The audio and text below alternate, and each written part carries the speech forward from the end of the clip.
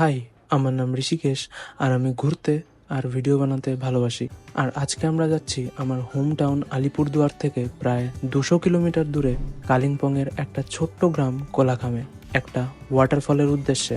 তাই প্রায় 180 কিলোমিটার গাড়ি চালানোর পর আমরা সেই জায়গাটায় পৌঁছাই যেখান থেকে রাস্তাটা একটু অফরোডিং হতে চলেছিল। কিন্তু সব থেকে বড় প্রশ্ন এটাই ছিল যে আমরা সেখানে পৌঁছাতে পারবো কিনা, কারণ রাস্তাটা দেখে সেটা কঠিন মনে হচ্ছিল। তবুও আমরা যাওয়া শুরু করলেও পথ আর শেষ হচ্ছে না।